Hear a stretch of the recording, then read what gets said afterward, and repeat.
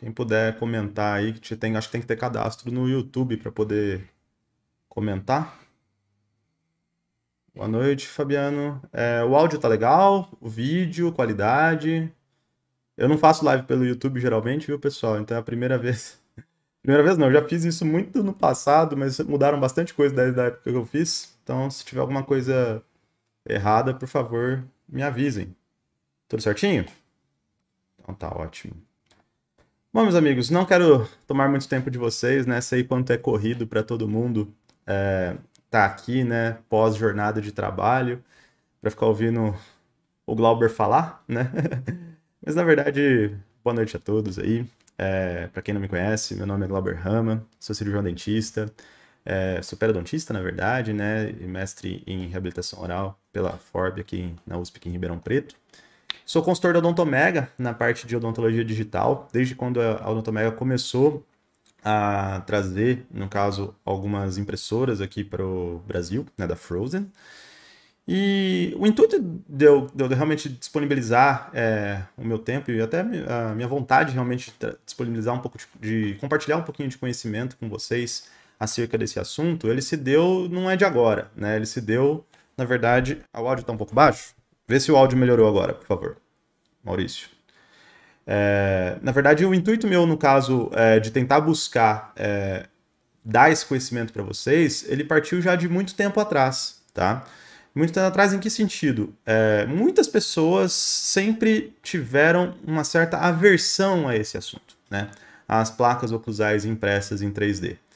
Por quê? Porque a maior parte dessas pessoas alegavam que esse sistema ele não funcionava, tá? Alegavam que esse sistema ele falhava com muita frequência, alegavam que não conseguiam aplicar isso como realidade tanto clínica quanto laboratorial, tá? E eu ficava indignado com isso, porque desde quando eu tive contato com impressoras 3D pela primeira vez em 2017 para 2018 e comecei a trabalhar com placas impressas na época, sem conhecimento quase nenhum de impressão, eu tinha falhas, mas eu entendia que o material era um material que tinha um certo potencial, tá? Então, o que eu mais via, como consultor da Odontomega, né, eu participo dos grupos, né, da Odontomega para auxiliar os alunos, tenho os meus alunos do meu curso de Mesh Mixer também, e o que eu mais via eram pessoas que entravam em contato comigo, né, e mandavam mensagens para mim e falavam, Glauber, eu não uso placa impressa porque só quebra, só não funciona, né, tem muita repetição de trabalho e por aí vai, né. Falei, poxa, não é possível, né? Eu preciso transmitir o porquê que para mim dá certo, né? Por que para mim funciona. E é muito complicado hoje, na verdade, hoje não. A odontologia, ela sempre ela é uma ciência, e é uma ciência que deveria, pelo menos em quase tudo, dentro do possível, ser cientificamente embasada por bons periódicos, né? Ou seja, ser cientificamente embasada por trabalhos que corroborem para que aquilo que você afirma numa palestra, numa aula, que seja realmente uma verdade, né?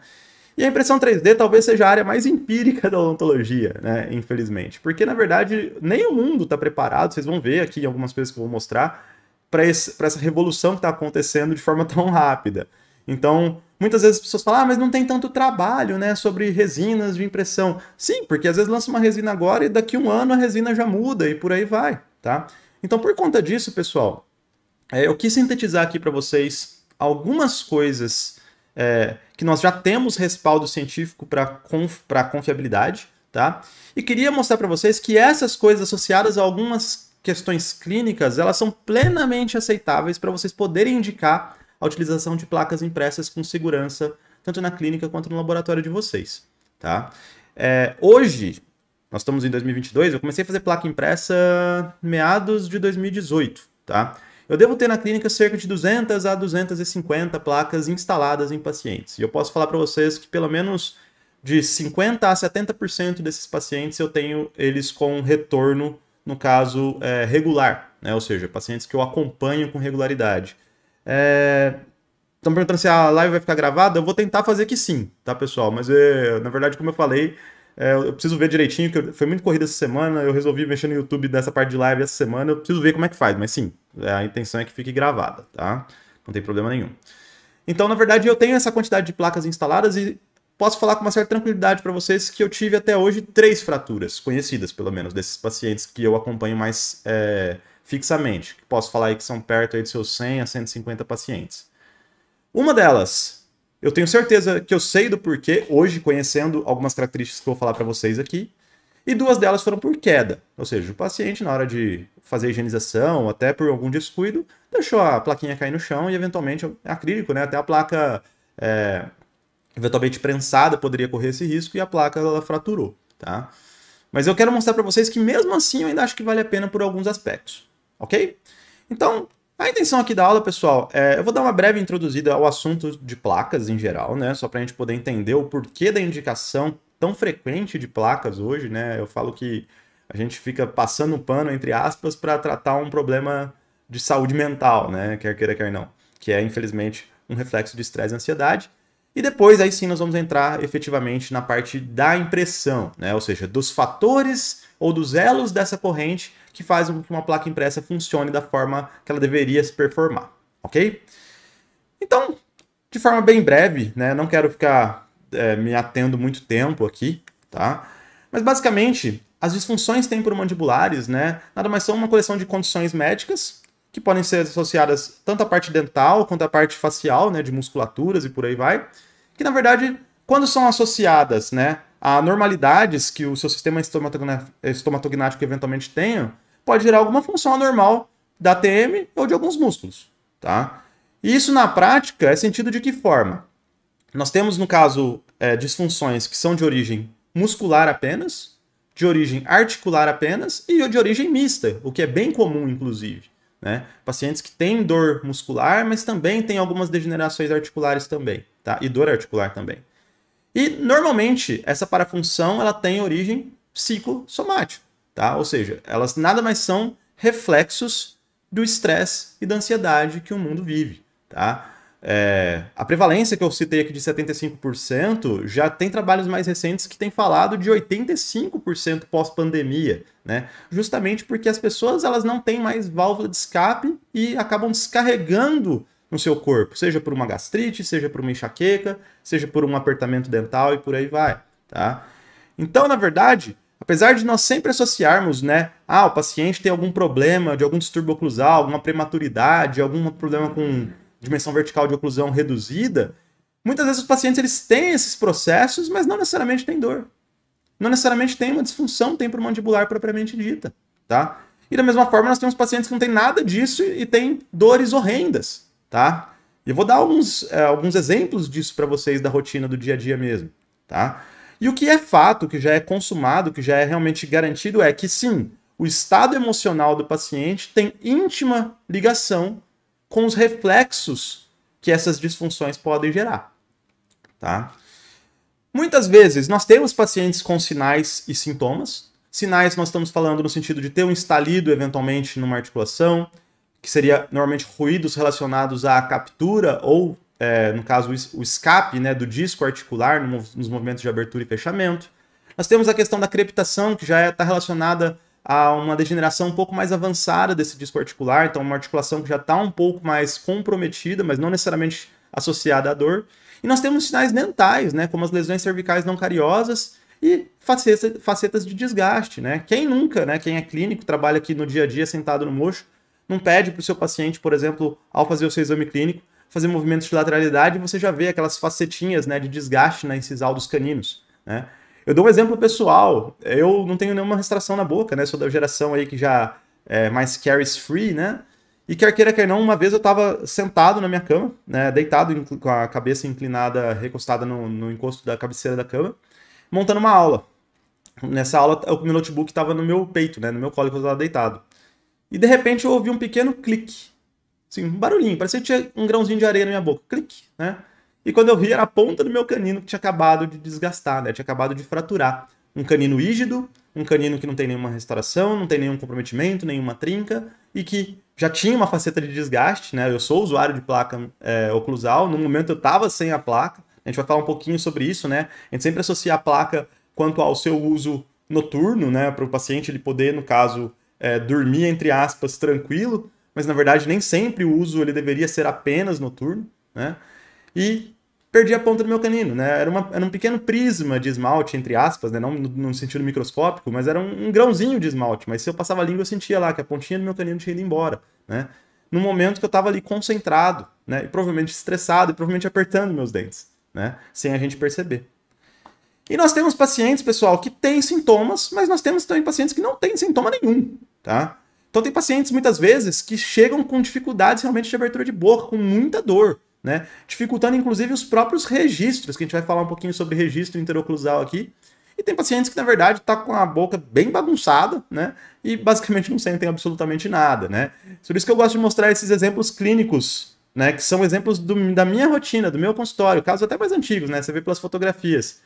Casos como esses aqui da esquerda, de pacientes com perdas absurdas e colapsos oclusais completamente esdrúxulos, que não tem dor nenhuma, né? E, na verdade, a gente fez todo o processo reabilitador, obviamente, desses pacientes, independentemente disso. Mas pacientes, por exemplo, como esse aqui da direita, que foi um paciente que passou por mim e pelo Dr. Danilo Maeda, que é o meu implantodontista, né, o meu cirurgião, que trabalha comigo em parceria. Nós fizemos essa coroa desse implante unitário, mas esse paciente morria de dor, né? E tem uma microfaceta de desgaste e algumas lesões cervicais não cariosas muito sutis, mas que tinha muita dor, né? Então é um cenário completamente diferente, mas que tem, no caso, um impacto na vida do paciente de uma forma muito diferente também. Tá? Então é importante que nós saibamos fazer esse diagnóstico. O diagnóstico ele nem sempre é relacionado à dor apenas, pessoal, e nem sempre é relacionado aos casos mais limítrofes. Eu tenho uma paciente usuária de placa desde os seus 15 anos, né? Que no caso é a minha paciente, eu acho que mais jovem, que não criança, né? Porque eu não atendo criança, mas a gente sabe que existe já disfunção temporomandibular em crianças também, né? Ainda mais crianças hiperestimuladas que nós temos hoje. Mas uma paciente que basicamente tinha finalizado o tratamento ortodôntico já tinha pequenas facetas de desgaste na ponta dos caninos. E nós instruímos sobre a necessidade dela entender como esse hábito parafuncional é deletério. Obviamente, a placa que nós indicamos não é para tratar o hábito, mas sim para conter os danos desse hábito. Mas sim, ela já é usuária numa idade tão jovem. Quantos de nós aqui com 15 anos sequer pensávamos que precisaríamos usar algo como esse tipo? Então a gente tem um mercado, um segmento em ascensão que é bom no sentido econômico, mas é péssimo no sentido de saúde geral dos nossos pacientes. Tá?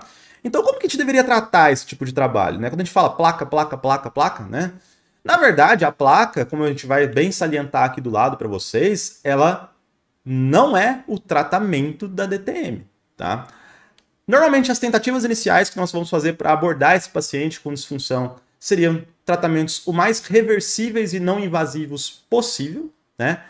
E tentar principalmente atuar no fator causal. O paciente ele tem que entender que os dentes dele foram feitos para encostar em momentos muito específicos, que geralmente estão relacionados a deglutição e mastigação. Qualquer outro momento que não esses dois, via de regra, em tese, nossos dentes deveriam estar desencostados entre si. Tá? E se a gente começar a perceber, nós temos várias situações, por exemplo, no trânsito, quando a gente está na frente de um computador, quando nós dentistas estamos ali atendendo, quando os nossos técnicos também, né, quem trabalha aí na bancada, está ali concentrado fazendo uma cerâmica de um central unitário. Enfim, inúmeros cenários em que nós temos uma situação de concentração máxima e nós estamos apertando os nossos dentes. E lógico que, se eu falar para vocês que então todo mundo tem que sair usando placa o dia todo, isso não é nem viável, né? Nem fisiológico, né? Então muitas vezes nós temos que lançar mão também de terapias complementares medicamentosas em casos mais severos, né? Ou seja, em casos que o paciente está com muita dor, a gente pode entrar com algumas medicações, né? Não vou entrar aqui na polêmica que cientificamente já tem, obviamente, seus indícios de comprovação sobre toxina botulínica para tratamento da disfunção temporomandibular, que a gente sabe que não é o caminho, né? Mas estou falando aqui de um relaxante muscular, de um anti-inflamatório, para um paciente que eventualmente precise de sair de uma fase aguda. Mas terapias complementares no sentido da acupuntura, no sentido da fisioterapia, tá? Mas eu não é o objetivo dessa aula aqui falar disso. A gente vai falar de placa impressa. Só estou dando uma introdução breve para vocês. E só vamos realmente entrar no tratamento cirúrgico para uma eventual artroscopia em casos realmente que já tentou de tudo e não deu mais, tá? Essa que é a concepção, pelo menos, que eu tenho de tudo que eu já li e de tudo que eu acompanho, de vários mestres que eu acompanho nessa área, tá? Tratamento cirúrgico em uma articulação temporomandibular vai ser a nossa última alternativa, quando todas as outras não têm demonstrado efetivo sucesso, ok? No caso de pacientes com uma dimensão vertical reduzida ou eventualmente com um desgaste mais pronunciado, por mais que isso não seja a causa da disfunção temporomandibular, é de bom tom que nós possamos, pelo menos, devolver para esse paciente uma condição oclusal satisfatória. Por isso que uma reabilitação, nesses casos, acaba sendo indicada. Então, Voltando, pessoal, nós vamos tratar DTM com placa oclusal? Não. Os dispositivos, na verdade, eles vão servir para quê? Para tratar as consequências, ou melhor, para evitar consequências das disfunções temporomandibulares. E não necessariamente para tratar essas disfunções. Ok? É para a gente tratar os sinais e, eventualmente, os sintomas. Ou melhor, os sinais a gente nem trata, né? Porque os desgastes já existem. Para a gente evitar que eles piorem. Então, placas oclusais, segundo Oakson, né? Definição clássica, são aparelhos tanto acrílicos, na verdade faltou um S aí, quanto resilientes, porque existem placas resilientes com indicações muito específicas, né? Que geralmente cobrem as superfícies incisais ou oclusais dos dentes de um arco e criando contatos oclusais precisos com o arco oposto. Obviamente, isso é uma definição bastante generalista e tem inúmeros tipos de tratamentos, inúmeros tipos de dispositivos interoclusais. Nosso objetivo aqui é de falar de placas oclusais estabilizadoras clássicas, tá? Que são essas que compõem o arco completo. Mas a gente tem dispositivos anteriores, dispositivos de reposicionamento, front plateau e por aí vai. A gente não vai entrar nesse mérito hoje, tá bom? Mas a intenção da nossa placa, além de ser uma tentativa inicial reversível e não invasiva, né, pessoal? É a gente promover uma posição ortopédica e estável para a nossa ATM, né? Como que a gente vai fazer isso? Promovendo uma oclusão ótima, né? Ou seja, contatos oclusais bilaterais simultâneos, né? Guias excursivas, tudo que o paciente não tem, né? Geralmente nos dentes naturais, na placa a gente consegue compor, independentemente da condição dentária que ele tem naquele momento, né? E, obviamente, como função secundária, nós vamos também proteger as estruturas de suporte e estruturas dentais que nós temos ali ao redor dos nossos dentes, ao redor da nossa placa, né? Em alguns cenários, nossa intenção também é reorganizar a atividade reflexa dos nossos músculos, né? Que é a função, entre aspas, miorrelaxante, apesar que isso também é um pouquinho controverso.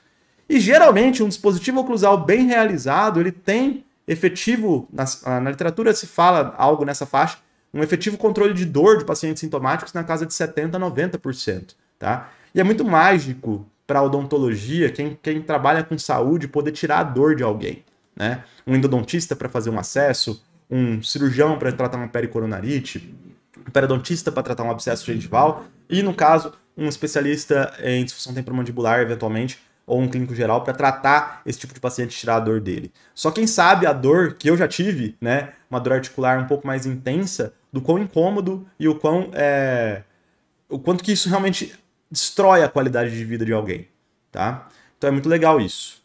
E quando nossos dentes deveriam se tocar, então, pessoal, como eu já mencionei anteriormente? Basicamente em duas situações, que é quando a gente mastiga e quando a gente engole. Em qualquer outra situação, excetuando essa e algumas pequenas exceções, nós deveríamos estar com os dentes desencostados. Vocês estão me escutando aí do outro lado, né?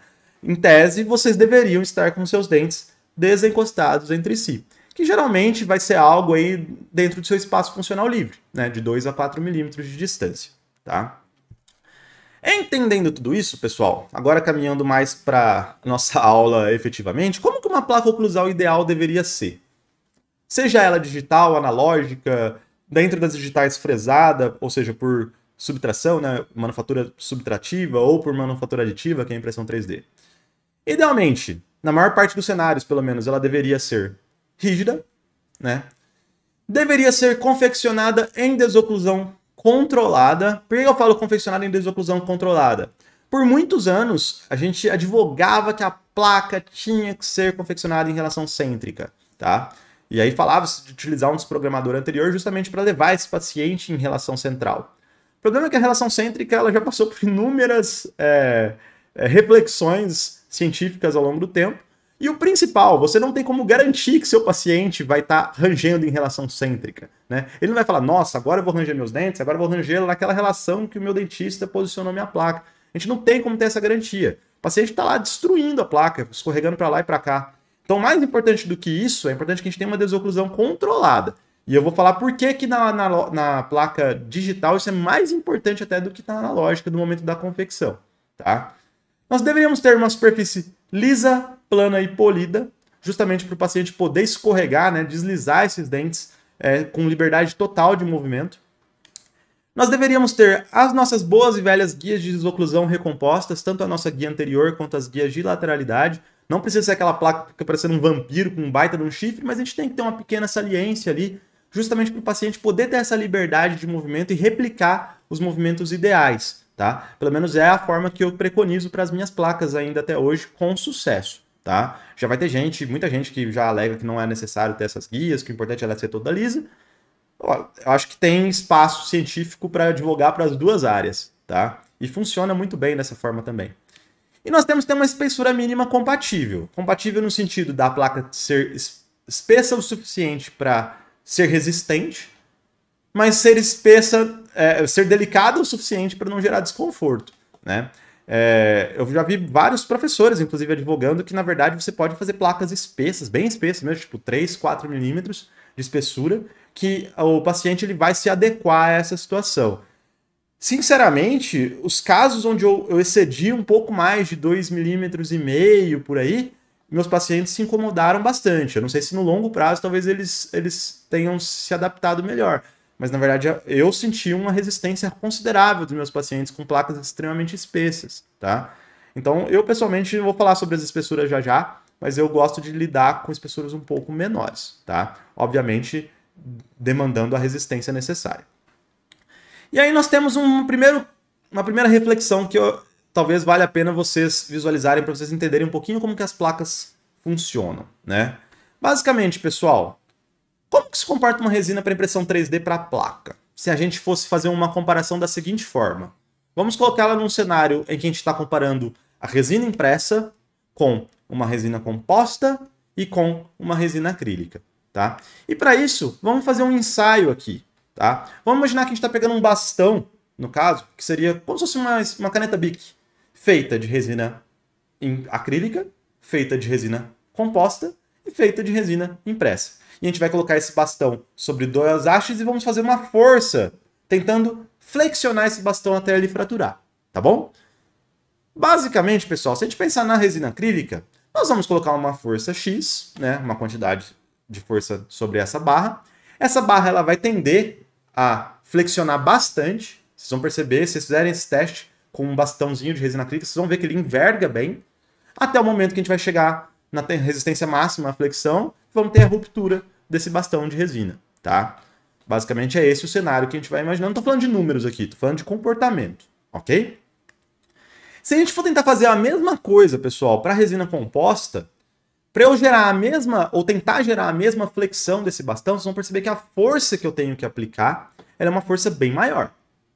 O problema é que, com um pouquinho de flexão, esse bastão vai envergar pouca coisa e logo ele vai se romper. Muito mais rápido do que a flexão que você teve com a resina acrílica, porém com uma força muito maior. Ok? Qual que é o problema da resina impressa? O problema é que a resina impressa é o pior dos dois mundos. Porque a força que você precisa fazer para ela flexionar é pequena, e ela flexiona pouco, e logo já rompe. Tá? Você vai falar, nossa, Glauber, teu material é uma porcaria, né? Porque realmente, se é o pior dos dois mundos, né? Então ela tem uma resistência flexural menor do que a acrílica e uma compressão e uma resistência à compressão menor do que a composta, tá? Mas o que é isso que eu quero que vocês entendam, que talvez seja a mensagem mais importante dessa aula toda. Se vocês não quiserem ver a aula, o final da aula inteiro, não tem problema. Se vocês levarem essa mensagem, vocês vão entender o porquê que as placas de vocês fraturam. O grande problema, pessoal, não é se a resina X, Y, Z de cada fabricante tem resistência maior ou menor. O grande problema é que placas impressas não toleram báscula. E quando eu falo báscula, não é macro báscula, aquela placa que encaixa de um lado e desencaixa do outro. Ela não tolera nem micro báscula, tá? Qualquer falta de passividade de inserção pode gerar uma concentração de tensão, gerar uma trinca e propagar para uma fratura, tá? Então, placa impressa, ao contrário das placas acrílicas, que às vezes elas poderiam ter algum grau de ajuste, você dá uma mexidinha, não, ela tem que entrar que nem uma luva na arcada de trabalho, tá? E é isso que eu quero mostrar para vocês como que eu faço para conseguir esse tipo de resultado, tá? Mas eu gosto muito de salientar isso, porque, por exemplo, muita gente, isso já jogando um pouquinho mais para frente algumas coisas que eu vou falar na aula, fala, não, eu vou parar de fazer placa acrílica no laboratório, vou só fazer placa impressa. Só que elas recebem, o técnico recebe um molde ou um modelo, por exemplo, uma qualidade extremamente questionável, né? Cuja fidedignidade com a boca, na situação real, é mais questionável ainda. Então, como você vai garantir que essa placa impressa que está adaptando perfeitamente sobre o seu modelo, ela não vai ter nenhum tipo de microbáscula em boca. E é aí que os problemas começam a acontecer, tá? E é isso que eu quero mostrar para vocês também. Com relação ainda aos materiais, pessoal, e ao longo do tempo, o que a ciência ela nos mostra sobre o comportamento dessas placas, né? Hoje nós já temos inúmeros trabalhos em bons periódicos que mostram o que acontece com essas placas ao longo do tempo, né? E além disso, nós já temos até revisões sistemáticas, né, que são dentro das forças científicas, né? É o segundo melhor trabalho no caso de força científica, né, de força de resultado que nós podemos ter, depois só a meta-análise que acaba sendo acima disso, mostrando realmente como essas placas se compõem. Mas eu trouxe esse trabalho aqui para vocês do Journal of Prosthetic Dentistry, trabalho relativamente recente, é de 2019, apesar de não estar marcando aqui, que ele fez a comparação de propriedades mecânicas de resinas prensadas, fresadas e impressas, tá? E se a gente olhar aqui nos resultados, ó, vou até colocar um zoom para vocês verem, ó. Basicamente, ó, a resistência flexural para prensadas foi na casa de 92 a 99, para fresadas de 95 a 122 megapascal e para impressas de 19 até 91. Você fala, caramba, de 19 até 91? Sim, porque existem inúmeros fatores que podem interferir na qualidade final da resistência mecânica da sua placa impressa. Isso nós estamos falando aqui antes dos processos que esse trabalho avaliou, que seria, no caso, processos de envelhecimento artificial acelerado. O que é isso? Em pesquisa, nós temos como trabalhar com alguns ensaios clínicos e laboratoriais para simular, mais ou menos, né, dentro do possível, o envelhecimento desse material, tá? E aqui nós trabalhamos com o envelhecimento, avaliou, no caso, a sorção de água e a solubilidade em água. E o que foi percebido? Que ao ter, no caso, esse processo, as resistências caíram ainda mais, tá? Ao ponto que a conclusão é que as resinas prensadas e fresadas, elas podem ser consideradas equivalentes do ponto de vista de propriedades do material, mas em relação às fresadas e às prensadas, as placas impressas tiveram uma resistência flexural bem menor, uma dureza menor e uma maior solubilidade em água e absorção de água, tá? Então o que acontece? A placa ela já tem uma propriedade mecânica um pouco inferior em relação às prensadas e às fresadas, e além disso, ao longo do tempo, ela absorve água, né, solubiliza e essas propriedades pioram ainda mais, tá? E é importante que vocês saibam disso, para culminar com algumas coisas que eu vou falar daqui a pouco. Então, só do ponto de vista de conclusão, pessoal, já tem inúmeras, né, análises comparativas, mas a placa impressa ela tem menor resistência flexural, menor resistência à abrasão, maior sorção de água, que prejudica todos esses fatores, né, e maior solubilidade ao longo do tempo. Tá? Isso já é conhecido mecanicamente. Então vocês vão falar para mim, nossa, Glauber, então na verdade a placa impressa você só tá me deixando mais triste, né? Porque eu vim aqui com a esperança de você me falar que o negócio funciona e só tá me falando que o material ela nem se compara com os outros materiais para que existe, no caso, essa possibilidade de execução, né? Que seria, por exemplo, com a fresada e com a prensada.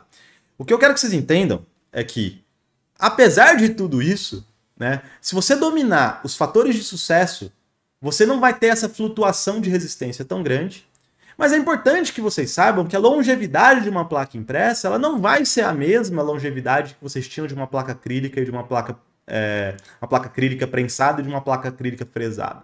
Tá? Se você colocar esses dois materiais no ponto de vista de comparação entre eles, esses três materiais, né, ou seja, a placa impressa com essas outras modalidades, sempre a placa impressa vai sair perdendo.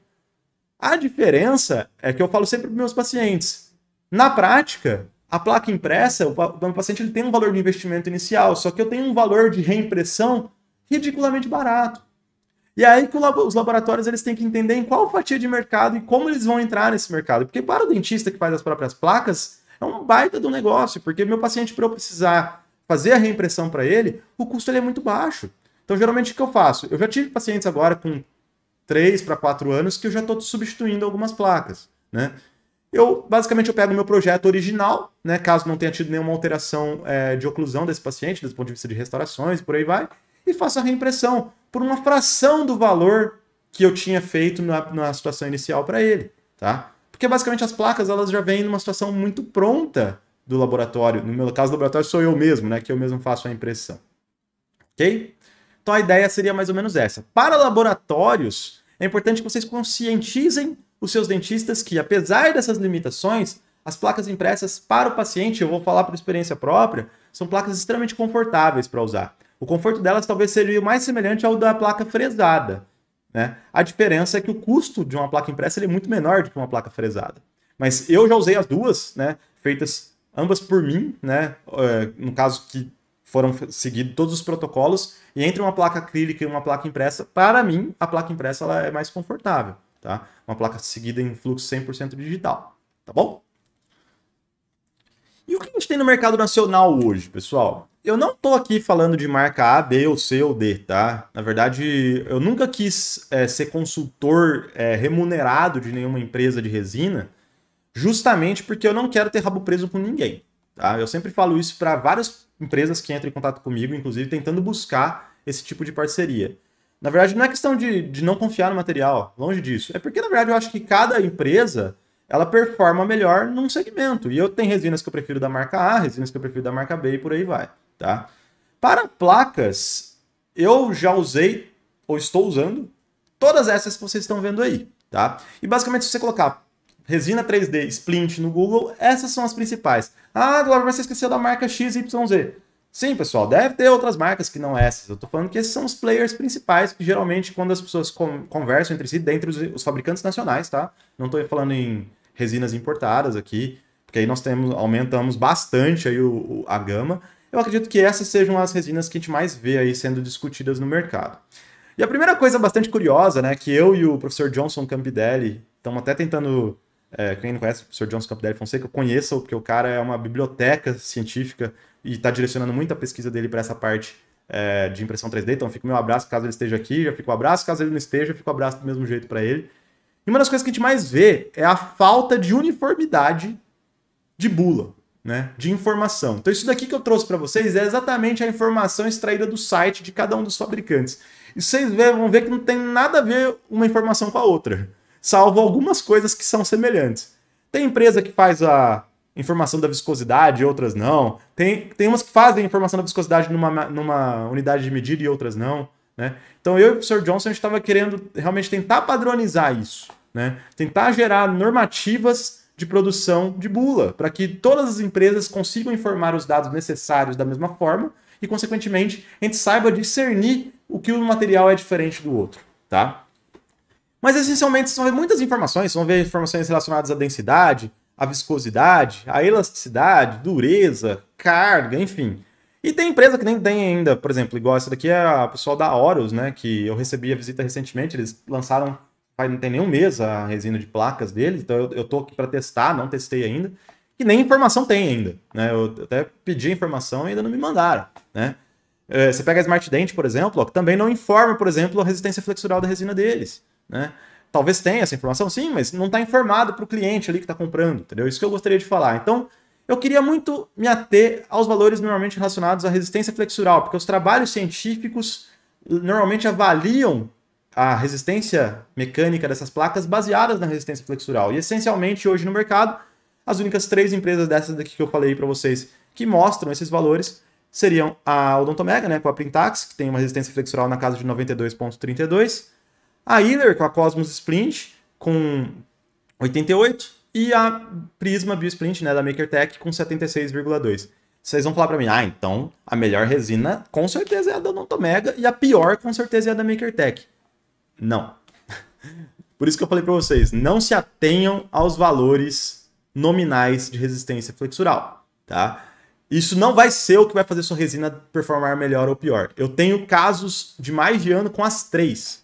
Meus primeiros casos eu sempre trabalhei com a Cosmos Splint, depois eu migrei para Prisma, depois eu ajudei no desenvolvimento da SS Splint, na época que a Odontomega estava precisando trazer uma resina de placa para o Brasil, e depois hoje eu trabalho basicamente com a Prisma e com a SS Splint, eu trabalho com as duas, tá? E as duas são ótimas, cada qual com suas vantagens e desvantagens, tá? Elas têm vantagens e desvantagens entre si, e um dia eu posso sentar para conversar com vocês sobre isso. Mas qualquer uma delas que vocês escolherem, até mesmo provavelmente essas outras duas de baixo aqui também, que eu trabalhei menos, mas tem a indicação, elas vão performar bem desde que vocês entendam os elos da corrente que fazem esse tipo de trabalho dar certo?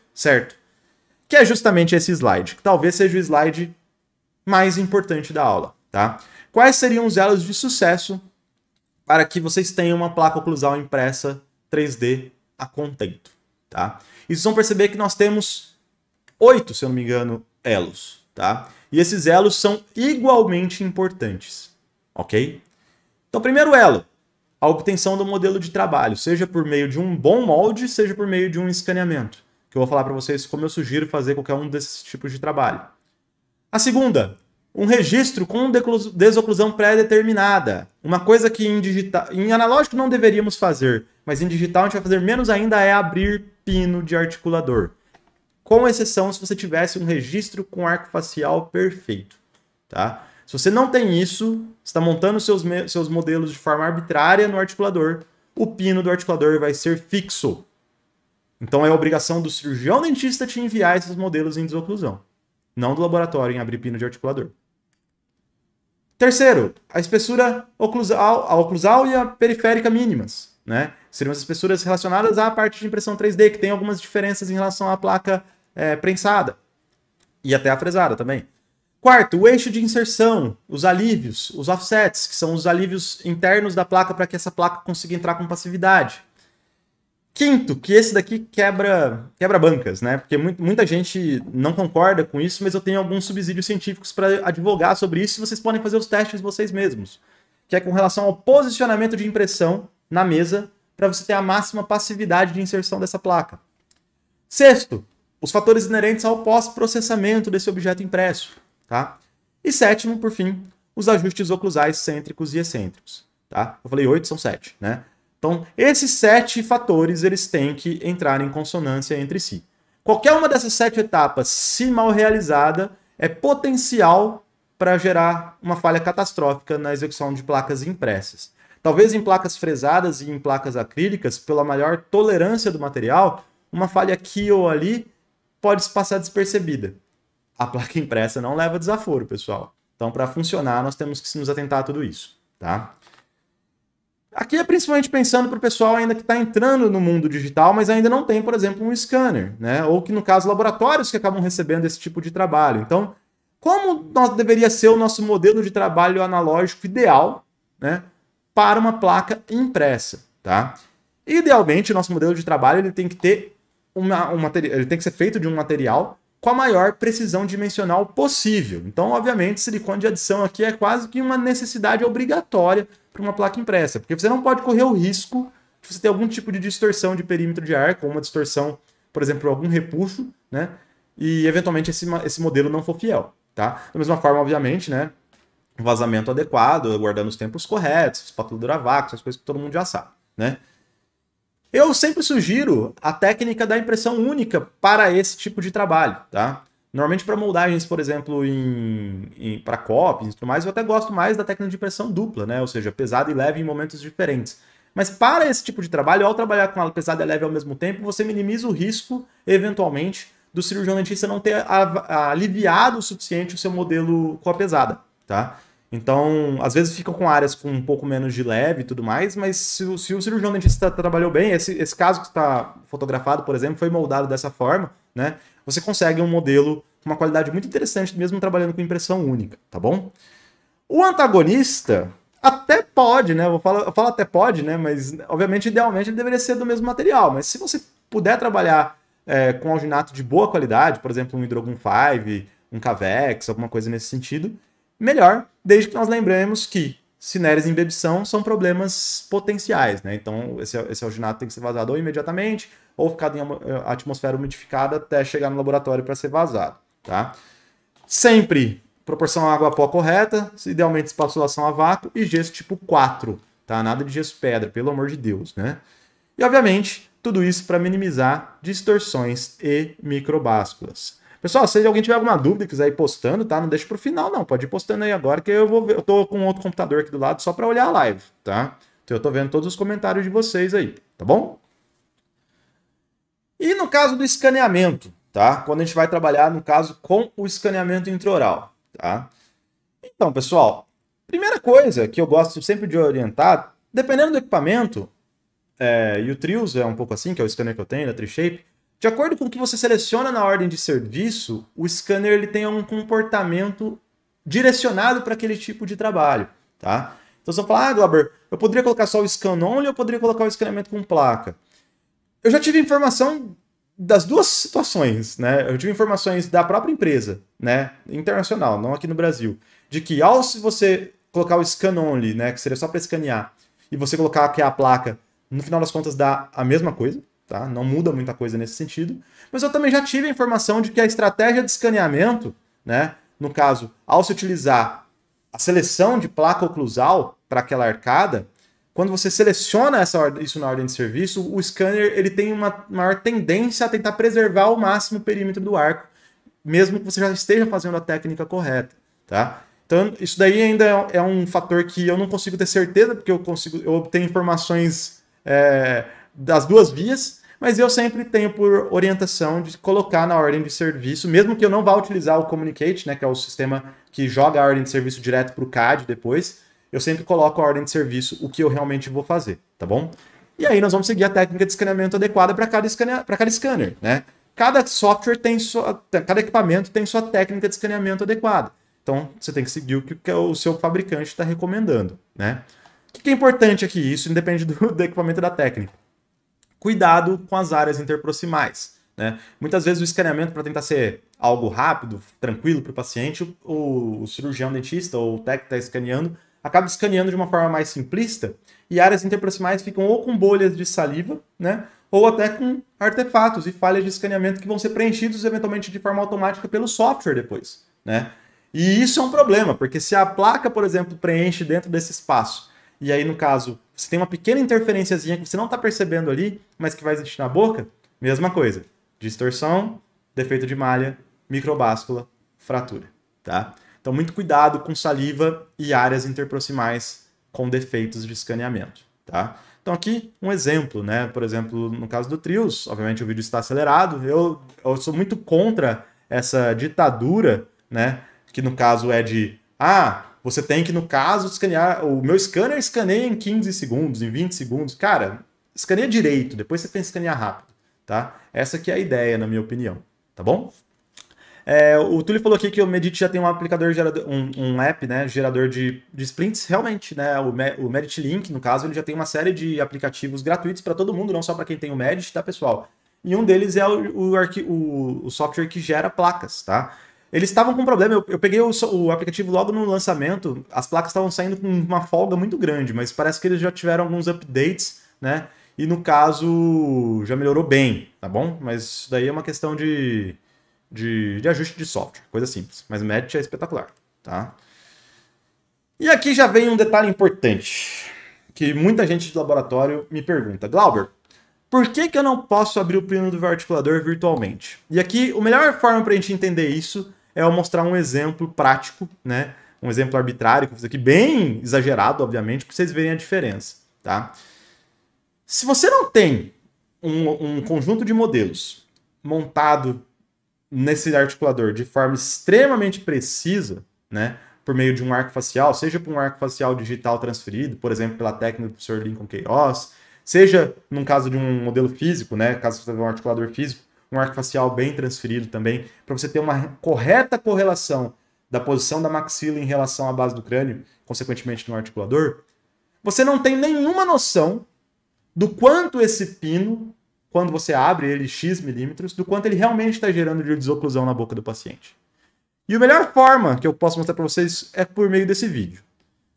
Normalmente a gente monta utilizando triângulo de Bohm, por exemplo, como referência, ou um plano de Camper. E se eu simplesmente abrir, ó, prestem atenção aqui, pessoal, na área dos molares, ó, eu abri no máximo, pra vocês verem. Olha a quantidade que abriu. Abriu uma quantidade X aqui de espaço, certo? Vamos ser bem esdrúxulo, vamos colocar agora um modelo absurdamente inclinado. Obviamente ninguém vai montar assim. Mas se eu abrir a mesma quantidade em milímetros sob essa condição, olha o que acontece lá, pessoal. Na área de molares, abriu bem menos. Bem menos. E se eu fizer o oposto, por exemplo, colocar um modelo bem mais inclinado para baixo, volto a dizer, isso aqui é uma situação esdrúxula, tá? E fizer essa abertura também do pino, olha o tantão que abre lá atrás. Abre um absurdo, abre um quarteirão ali atrás, tá?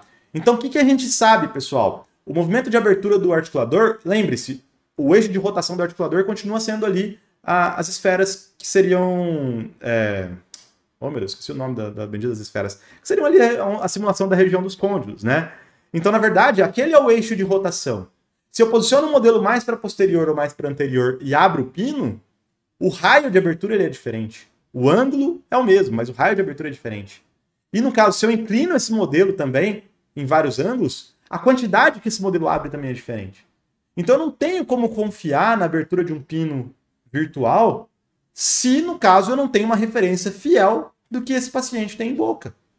Então é de obrigação, como eu falei, do cirurgião dentista em realizar o escaneamento em desoclusão para vocês, tá? Então, dependendo da inclinação de abertura, seja ela maior ou menor na posterior, nós vamos ter uma situação que difere do real. E, consequentemente, essa placa, quando for para a boca, vai dar um monte de ajuste, tá? E é onde as coisas começam a desandar, no caso da placa impressa, porque um ajustezinho daqui e dali que possa ter algum tipo de problema que você não observa, é o suficiente para você ter um excesso de tensão, uma concentração de tensão e, eventualmente, uma propagação de trinca e fratura.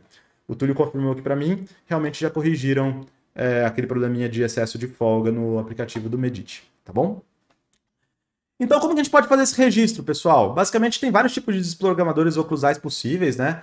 A gente tem, no caso, o desprogramador de COI, a gente tem, no caso, as leaf gauges, né? Que são dispositivos, basicamente, batentes anteriores, cada qual com suas vantagens e desvantagens. E o que eu mais gosto de todos eles, que é o mais simples, né? Que todo mundo consegue fazer, todo mundo aprendeu, deveria aprender na faculdade a fazer, é o bom e velho jig de luthier, tá? Eu achei muito interessante que quando eu dei essa aula no CIOSP, né? Basicamente, um dos motivos de estar repetindo essa aula para vocês é porque eu falei que o meu público, infelizmente, não era quem eu gostaria que tivesse na aula. Eu estava com um teatro lotado de alunos do primeiro, segundo e terceiro ano de graduação, né? Quase nenhum nem tem vivência com impressão 3D, então não absorvia tudo que eu gostaria de poder passar para eles nessa aula. E uma das coisas que eu percebi é que eu perguntei, falei, vocês conhecem o que é um jig de luthier? E muita gente não conhecia. No terceiro ano da faculdade, eu falei, meu Deus, fiquei preocupado com o ensino ou com aquele aluno, né? Mas sim, é um dispositivo, um batente, desprogramador anterior, né? Muito simples de ser realizado, pode ser realizado com qualquer tipo de resina, a gente usa muito a Duralay, né? Pelo fato de ser, ou uma pattern, seja lá o que for, para ser uma resina de baixa contração e você poder fazer um dispositivo confiável e rápido, tá bom? Então, basicamente, pessoal, a gente vai fazer um registro de desoclusão pré-determinada. Precisa ser em relação cêntrica? Não, tá? Não precisa ser em relação cêntrica. Você pode fazer um registro em máxima intercuspidação habitual ou com uma desoclusão X, tá bom? Então, pessoal, nós temos técnicas de registro analógico que a gente pode utilizar o jig associado, por exemplo, com silicone de registro. Por muito tempo eu usei o VarioTime Byte da Cuser, eu gostava bastante do custo-benefício do material. Então a gente tem o dispositivo batente anterior associado ao dispositivo de registro, né, ao material de registro. E pode usar a boa e velha cera 7, né? Não acho o fim do mundo, não. As pessoas às vezes, querem só modernizar tudo, mas se você fizer um registro bem trabalhado com cera e que ele não tenha distorção por temperatura, que aqui em Ribeirão é bem difícil, porque é muito quente, né? Dá para trabalhar com registro, no caso, para um registro em desoclusão, uma cera dupla, né? Com reforço interno, se possível, e por aí vai, tá? Então, o importante é o registro bem realizado, e não necessariamente o que você vai utilizar de registro. E quanto que a gente vai deixar de desoclusão? É aqui que a gente já vai começar a bater numa tecla importante. Porque se vocês olharem as bulas das empresas, nesse âmbito das pessoas desesperadas quererem que as placas não fraturem de jeito nenhum, todo mundo fala que uma placa impressa tem que ter mais de 2 milímetros de espessura, tá?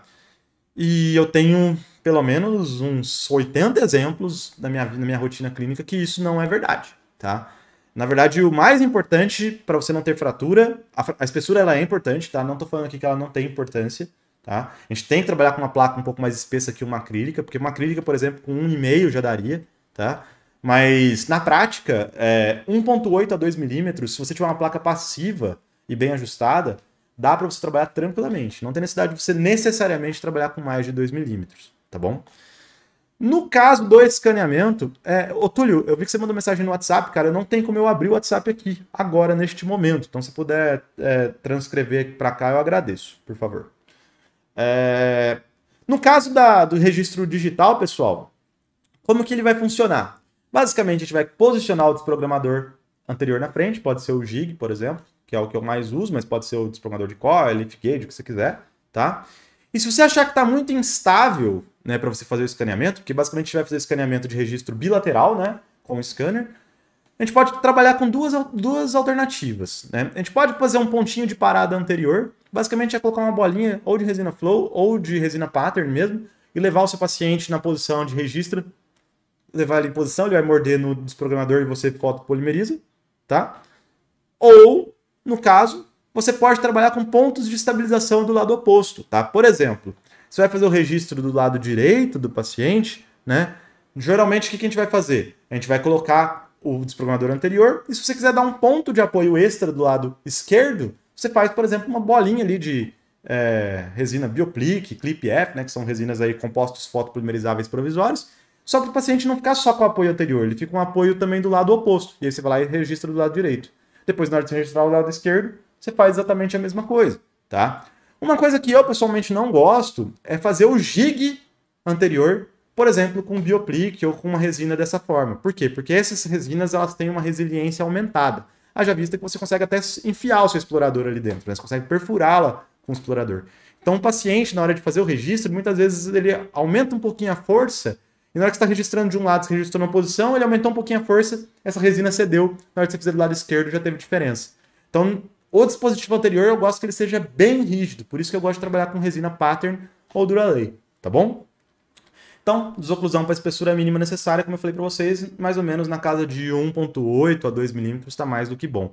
Percebam que o registro, no caso do escaneamento, nada mais é uma correlação 3D entre posicionamento de arcada superior e posicionamento de arcada inferior. Não importa se eles não estão em contato. O scanner, para isso, para eles não muda nada, né? Só está dando coordenadas para que a maxila se posicione nessa posição e a mandíbula se posicione nessa posição, tá? Então o registro geralmente ele é feito dessa forma. E alguns scanners têm escala colorimétrica e tudo mais para você poder aferir se a quantidade que você desocluiu é o suficiente ou não, tá? Então, Túlio, obrigado, viu, por ter chamado o pessoal. Fico muito feliz. Valeu. Então, pessoal, sobre espessuras mínimas, tá? Geralmente as médias que os fabricantes, ou as orientações que os fabricantes dão, basicamente são essas que eu vou mostrar para vocês, que é áreas de ponta de cúspide, oclusais, por volta de 2,5 a 3 milímetros, geralmente 3 milímetros, idealmente, tá? Áreas periféricas, que seria ao redor da placa, geralmente o ideal é entre 2 a 2,5 milímetros, tá? Áreas anteriores, geralmente sugere-se que a placa vá até a margem gengival na palatina, né? Se você pensar na parte interna da placa. E as áreas posteriores, que invada pelo menos de 3 a 4 milímetros para dentro da palatina, tá? Ou seja, ela tem que ser mais, ela invaginar um pouquinho mais para dentro do palato. Essa é a orientação de boa parte dos fabricantes. Tem fabricante que nem orienta nada, para você ter uma noção, né? Então é louvável que alguns fabricantes já dêem alguma orientação.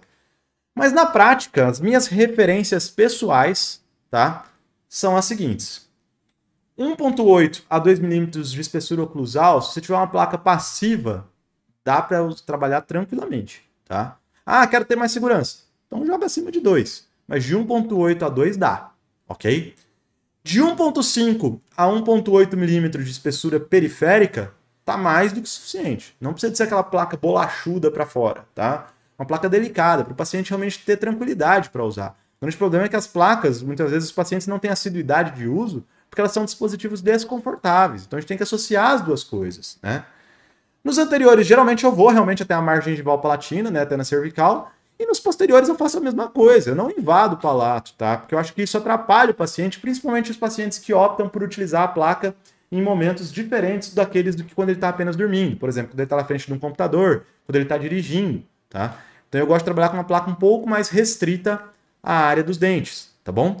Então, basicamente, essas seriam as espessuras que eu determinei, que eu estou mostrando para vocês. Esse vídeo aí eu vou até pular, porque é basicamente o mesmo vídeo que estava no slide anterior, tá? Quarto item na nossa situação aí, que seria com relação ao eixo de inserção, né? Os alívios e offsets. Basicamente, pessoal, nós temos aqui, nesse item, um fator que difere muito de caso para caso. Muita gente trabalha, por exemplo, esse aqui é um exemplo do Exocad, né? Muita gente trabalha com alívios do que o software oferece. Gente, se o software oferece uma série de barrinhas para você mexer, quer dizer que existem situações que isso é necessário, tá? Sempre é assim, na verdade. Ele não ia te dar essa liberdade se não fosse necessário. Então não existe um parâmetro perfeito para a placa, tá? Percebam, por exemplo, nesses dois exemplos que eu mostrando para vocês, olha a inclinação de dentes dessa paciente de baixo, com mais apinhamentos, dentes mais projetados, áreas mais retentivas, e olha esse caso daqui de cima, onde a gente tem uma arcada mais constricta, com dentes mais verticalizados. O nível de alívio que eu tenho que gerar nesse tipo de modelo é totalmente diferente do nível de alívio que eu tenho que gerar nesse tipo de modelo. Então, cada caso é um caso. Eu trabalho com folgas desde 30 micrômetros, 0.03, até folgas de 0.07. Tá? Alguns trabalhos falam que a folga ideal de uma placa, né, o offset ideal seria de 100 micrômetros, ou seja, 0.1.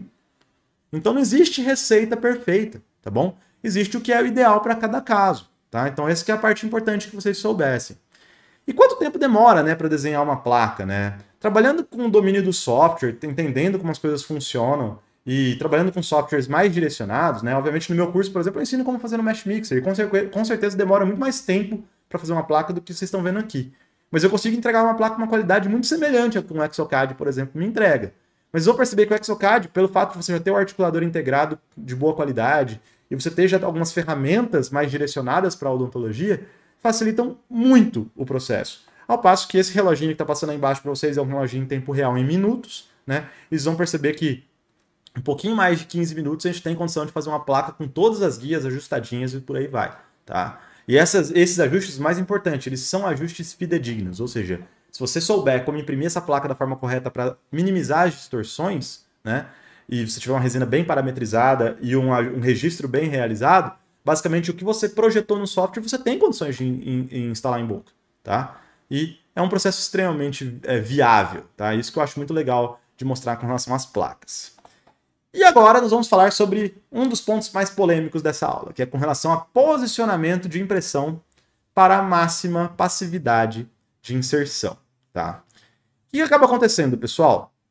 Deixa eu ver aqui o pessoal falando aqui. Na experiência, a situação de dentes com menos apinhamento, mais alinhados. Você gerar uma placa com alívio de 0,7 tem algum prejuízo na retenção?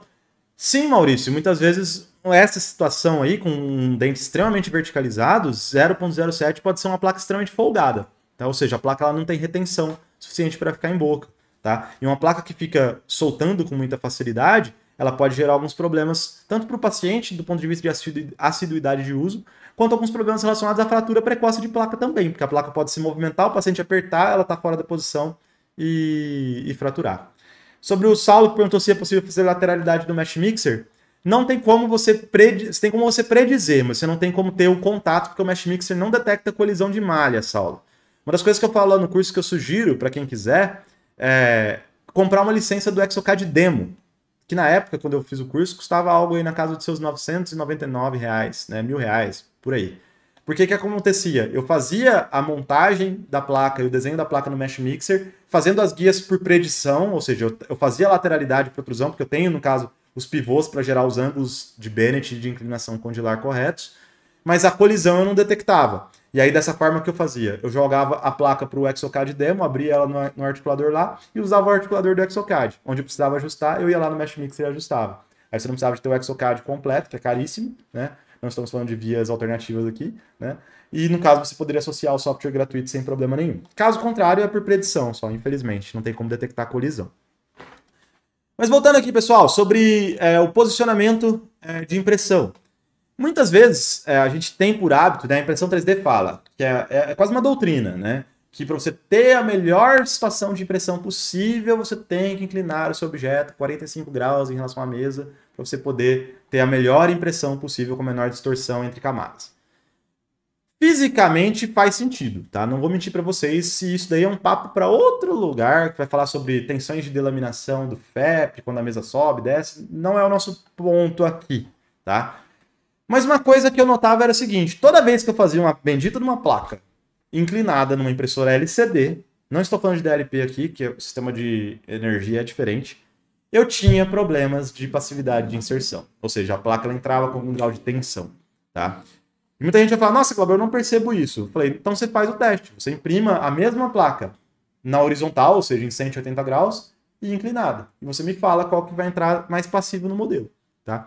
E eu tinha isso por regra pessoal, porque por experiência totalmente empírica, né? Eu fiz os testes e notei que para mim funcionava melhor assim. Apesar de que enchia de suporte na oclusal, era horrível depois para ajustar, mas eu não sacrificava a minha inserção. E eu percebia que as minhas placas não fraturavam, tá?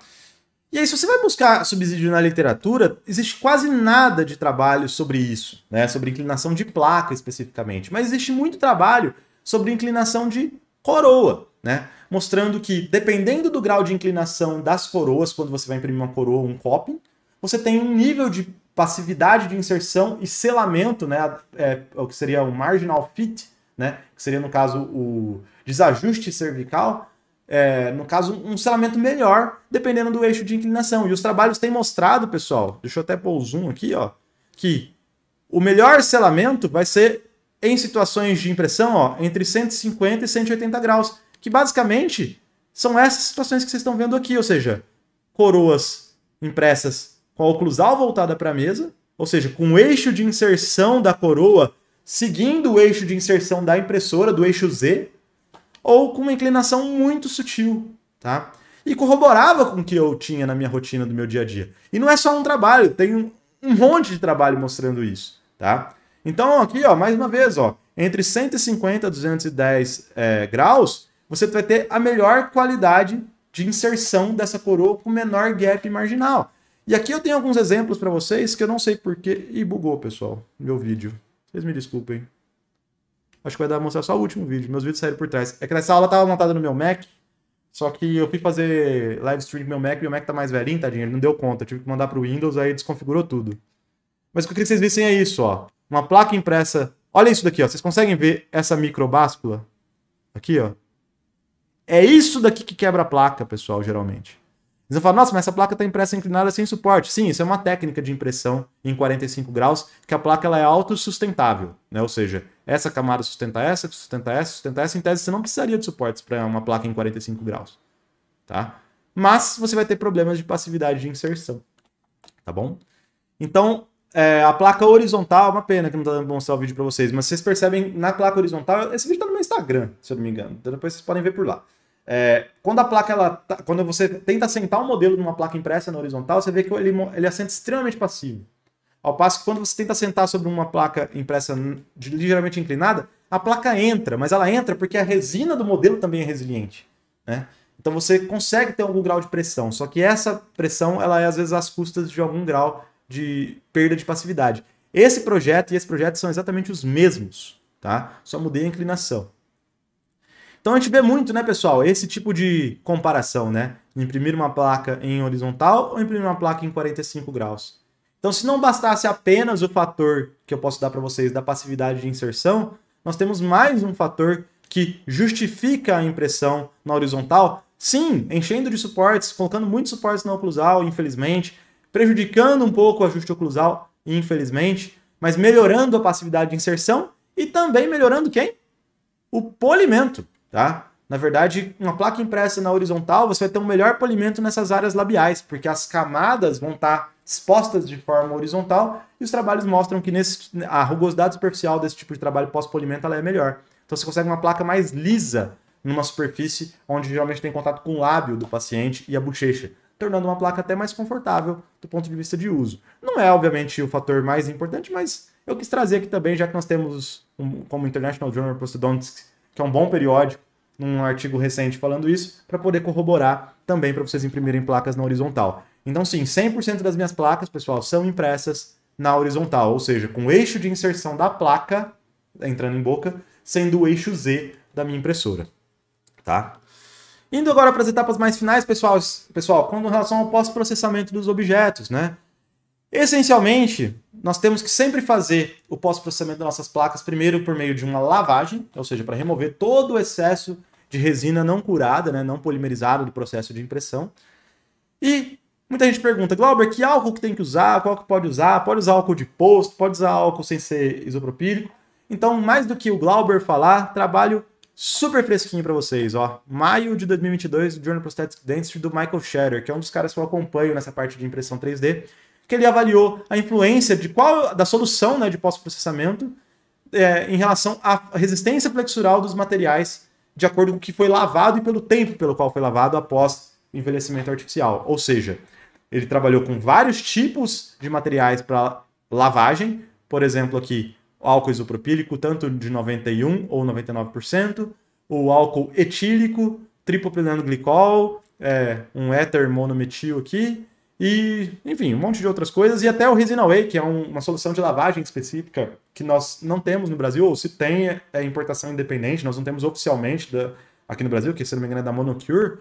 E o que ele notou, pessoal, nesse trabalho? Que a maior resistência flexural, que é o que vocês estão vendo aqui, ó, foi obtida através da lavagem com álcool isopropílico, tá? Sendo que o álcool etílico, que seria o álcool que não é o isopropílico, né, que seriam os álcools mais comuns, eles inclusive tiveram a menor resistência final do material, tá? Quiçá álcools de posto, né? Não vou nem falar nesse sentido, porque acaba que o álcool de posto é um completo contrassenso na impressão 3D para uma resina biocompatível. Você está colocando um material que tem uma série de contaminantes para lavar uma resina que foi trabalhada para ser biocompatível, para ser usada em boca. Então não faz sentido, né? Você não tem controle do que tem realmente ali. Então sim, álcool isopropílico é caro? É caro. Tem formas da gente reaproveitar álcool? Tem, tá? Depois a gente pode bater esse papo sobre isso um dia. Mas é a melhor opção. Quanto mais puro o seu álcool, melhor. Álcool isopropílico é um álcool tão puro, pessoal, que você pode pegar o seu celular, não faça esse teste, por favor, mas você poderia jogar seu celular ali dentro, por exemplo, deixar ele submerso no álcool, tirar, o álcool vai secar totalmente e seu celular provavelmente vai ligar. Porque é isso que é feito, por exemplo, para limpar a placa de circuito. O álcool isopropílico ele é utilizado para isso, tá? Placa de circuito de computador, você pode besuntar ela lá, que depois que secar, ela não vai ter nenhum tipo de curto, nem nada do tipo, porque o álcool ele evapora sem deixar nenhum tipo de resíduo, tá? E outra coisa que o trabalho mostrou é que os subgrupos que foram lavados por 7 e 8 minutos tiveram uma maior resistência flexural e os que foram lavados por 5 minutos, né, ou seja, por pouco tempo, tiveram a menor resistência flexural. Então, excesso de lavagem é ruim e falta de lavagem também. Então, a gente tem um gap aí, que seria mais ou menos entre 7 a 8 minutos. Então, o que eu tenho como protocolo hoje de lavagem, pessoal? Basicamente, ao remover, né, a minha mesa, né, de impressão com as placas lá, eu utilizo um borrifador com álcool isopropílico primeiro para tirar o excesso realmente. Pode até trabalhar com uma escova ultramacia, por exemplo, uma Curaprox para ajudar na limpeza, mas não é obrigatório. E a gente vai fazer o primeiro banho, né? Pode ser tanto um banho ultrassônico ou utilizar um agitador eletromagnético, né, que são aquelas centrífugas tipo vórtice, né, que muitas lavadoras aí hoje na impressão 3D tem. Sendo que o primeiro banho a gente vai fazer com álcool isopropílico sujo, ou seja, um álcool usado, que já está até turvo, né, de outras lavagens que você fez, por mais ou menos 5 minutos. Muitas vezes eu insiro até minha mesa inteira ali dentro já, que aí já lava a mesa junto, né? E o segundo banho, esse por 2 a 3 minutos, esse sim com álcool isopropílico límpido, virgem, limpinho, tá? Que depois que começar a ficar sujo, se torna o álcool do primeiro banho. E o álcool do primeiro banho, você pode depositar, por exemplo, dentro de um container, num galão de 5 litros, por exemplo, deixá-lo exposto à luz, não necessariamente ao sol quente, porque o negócio é inflamável, né? Então vamos evitar acidentes, mas exposto a um local que tem bastante luz UV, né? Ou seja, luz do sol. E aí essa resina vai tender a decantar e você pode coletar o sobrenadante e se transformar em novo álcool para você, tá? Então o álcool isopropílico não precisa ser jogado fora, tá? Muito pelo contrário, ele pode ser reutilizado e aí você pega esse container, no caso com essa resina, e joga fora. Na verdade, esse é o jeito correto de você descartar a resina, né? Resina deveria ser descartada de forma polimerizada. A resina líquida, mesmo as resinas laváveis em água, são extremamente tóxicas ao meio ambiente, tá? Então, são poucas as resinas hoje que são biodegradáveis, né? Então, na verdade, o ideal é que a gente descartasse resina dessa forma, tá bom? Como plástico reciclável. E depois que você fez tudo isso, né, lavou em álcool, aí sim você pode até enxaguar em água corrente, porque na verdade todo o excesso de resina já foi embora, tá? Sempre usar máscaras e luvas, porque na verdade são substâncias voláteis e tóxicas para o seu pulmão, ok? Quanto à cuba ultrassônica, muita gente quer investir uma grana em cuba ultrassônica, né? Pega aquelas cubas grandonas de odontologia. Eu comprei essa chinesinha sem vergonha no Mercado Livre, que eu dei em 2017, ela dura até hoje, né? E o legal dela é que ela é tão pequenininha que eu consigo colocar o álcool direto nela, que é algo que não deveria ser feito, tá? Tanto que eu já aboli esse tipo de processo depois que eu adquiri uma lavadora por vórtice. Por quê? Porque o álcool é inflamável, você colocar ele direto na cuba ultrassônica, você tem um risco de potencial explosão. Então não coloquem o álcool direto na cuba ultrassônica, coloquem ele dentro de um recipiente, e esse recipiente dentro da cuba ultrassônica com água, as vibrações vão passar para essa cubinha que você colocou, tá bom? Mas é uma cubinha super pequena, ela cabia exatamente à mesa. Então, na época, eu até fazia o álcool aqui dentro mesmo, porque ela era blindada, né? Então daria para trabalhar. Mas cuidado, não recomendo fazer isso. Hoje, eu acho que o melhor investimento que vocês podem fazer é trabalhar por lavadoras por vórtice, né? Ou agitação eletromagnética. Nós temos inúmeros exemplos, a gente tem essas wash and cure, que faz as duas coisas, né? Que lava e faz a polimerização. Apesar de que, na minha opinião, eu acho que vale a pena você ter um equipamento só para lavagem, com 2 tanques, e um equipamento só para polimerização. Eu brinco que a teoria do pato, né? Tudo que se propõe a fazer tudo, não consegue fazer nada direito, né? Ela faz tudo mais ou menos. Então, acho que você ter equipamentos direcionados para cada uma das atividades, você acaba tendo uma performance um pouco superior. Essa que vocês estão vendo aqui é a Tornado da Odontomega. O custo é alto, né? A Odontomega sabe disso, eu já falei para eles várias vezes, mas é um baita do equipamento, é muito, muito, muito bom. E já tem 2 tanques no equipamento só, então para quem tem problema de espaço, é espetacular, porque você consegue fazer o ciclo de 2 lavagens, uma limpa e uma suja. Inclusive, elas funcionam ao mesmo tempo, se você quiser, tá? Caso você queira ter várias impressões ao mesmo tempo, tá? Então, basicamente, esse seria o fluxo, pessoal. E o pós-processamento, pessoal? O que nós temos aí de ciência mostrando sobre isso, tá? Na verdade, os trabalhos eles mostram que dependendo do equipamento que você tem de pós-polimerização e o tempo ou a quantidade de energia que você dá para o seu objeto, você tem resistências diferentes e durezas diferentes no material que você está finalizando, tá? Então, não adianta falar que câmera de pós-cura é tudo igual. Da mesma forma que a câmera de unha que o pessoal usava de luz UV, ou até, arrisco a dizer, essas wash and cure mais baratinhas, né? Elas têm uma qualidade de energia inferior, tá? É fato isso. Não adianta você querer achar que uma wash and cure, por exemplo, sei lá, da Creality ou da Anycubic, vai ter a mesma qualidade de energia do que, sei lá, um forno de pós-polimerização da Formlabs, né? Obviamente são padrões muito diferentes de qualidade de energia de luz, tá? Então a gente tem que compensar muitas vezes o tempo baseado na potência, tá? Então quanto menor a potência da sua fonte de luz UV, maior o tempo que você deveria deixar esse material. O problema é que isso não é uma regra. Assim, não existe uma lei para falar, esse equipamento você tem que deixar tanto tempo, tá? Então você tem que, na verdade, conhecer o seu equipamento e, de acordo com isso, salientar o que seria o melhor ou o pior. E sim, um tempo maior vai tender a te oferecer uma confiabilidade de fator de conversão, né, de conversão de monômero para polímero daquela resina maior, vai aumentar as propriedades mecânicas dela. Só que o excesso de tempo, no caso de uma resina incolor, e principalmente se for feito de forma ininterrupta, pode gerar excesso de calor, porque é uma reação exotérmica. E excesso de calor é uma das principais causas de amarelamento de resinas incolores, né? Muita gente fala, mas a minha resina incolor fica amarelada. Tem resinas que são realmente com uma qualidade inferior, mas muitas vezes o processo de pós-polimerização está relacionado ao amarelamento da resina, tá?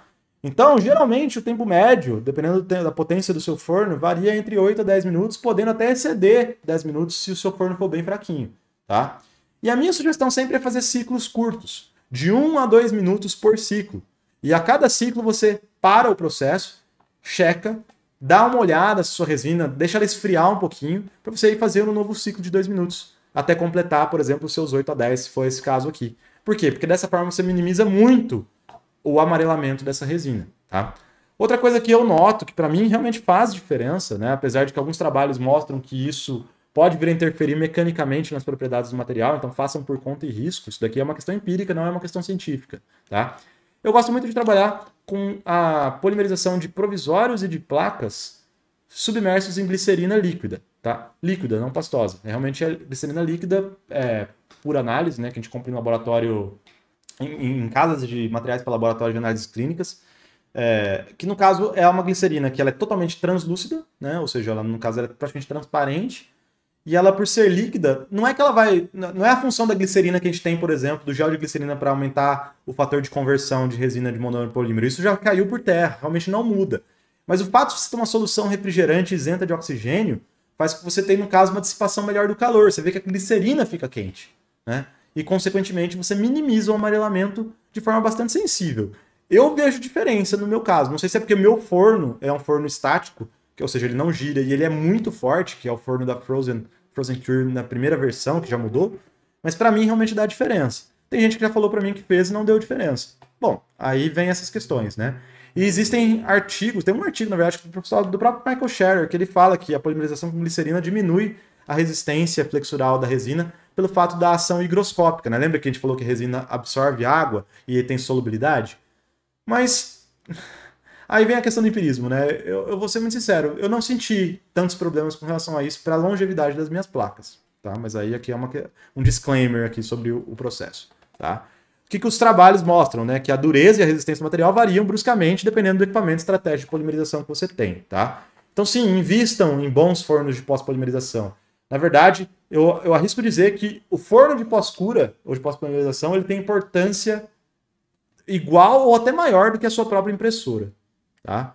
Que é isso que vai realmente gerar o seu material a ter as propriedades finais pela qual ele foi projetado. Então aqui tem o Frozen Cure, tá? Que é o que eu tenho, que é um forninho estático, então ele é uma gaveta, então basicamente você coloca o material aí dentro, tá? Então esse é um problema, porque ele tem muita potência e ao mesmo tempo ele é estático, ou seja, a luz fica incidente sobre objetos sem ele rotacionar. Então, se você não tomar cuidado, você realmente superaquece os objetos que estão aí, tá? E a Frozen lançou a versão número 2, né, recentemente. E, na verdade, eu tô falando aqui não é por causa da Nontomega não, tá, pessoal? É porque realmente eu gosto muito dos equipamentos da Frozen. Gostava antes da Nontomega trazer pro Brasil, tanto das impressoras quanto dos periféricos, tá? E o Frozen Cure V2, por exemplo, é um forno caro? É um forno caro. Mas, na verdade, o legal é que ele tem uma potência muito grande, ele é dinâmico, ou seja, ele é rotacional, ou seja, ele continua rotacionando. E o mais legal dele, na minha opinião, é que ele tem diferentes comprimentos de onda, né? Então ele trabalha entre 385 a 405 nanômetros, que são os comprimentos de onda geralmente relacionados aí à luz azul e ultravioleta, tá? E isso maximiza o grau de conversão e aumenta a penetrabilidade dessa luz em resinas mais espessas, né? Por exemplo, você vai fazer aquele protocolo monolítico maquiado. Você tem garantia que o seu luz UV está conseguindo chegar lá no meio do protocolo? Né? Não estou falando que esse forno vai garantir, mas ele vai aumentar a chance disso acontecer, para que o material, de forma mais uniforme, atinja as propriedades mecânicas pela qual ele foi projetado. Tá? Então, eu não tenho esse aqui ainda, tá? O meu é esse aqui, mas tenho muita vontade de investir nele, tá? Porque eu acho que realmente vale a pena, vale o investimento. Tá bom? Então, pessoal, basicamente a placa, após passar por todos esses processos, é isso daí que nós temos, tá? Eu sempre gosto de imprimir o modelo de trabalho também para fazer uma checagem disso. Então eu checo a placa pós-polimerizada junto ao modelo pós-polimerizado para saber se a passividade de inserção está garantida. Lógico, eu preciso que ambas as resinas estejam bem parametrizadas, senão não adianta nada, né? Você tem que confiar nas duas coisas, senão realmente não adianta você fazer essa impressão. Mas geralmente é isso que a gente tem que ver, ó, uma placa que assenta na superfície do dente sem gaps, né? Ou seja, ela assenta de forma passiva, de forma eficiente. E aqui eu vou trazer para vocês o meu protocolo de acabamento e polimento, que eu tenho feito. Já fiz de várias formas diferentes, tá? E hoje, na minha opinião, a forma mais fácil e mais eficiente de acabamento é a que eu vou mostrar para vocês. Muita gente vai falar, Glauber, você usa glaze fotopolimerizável? Eu não gosto, tá? Eu nunca gostei, para falar a verdade, né?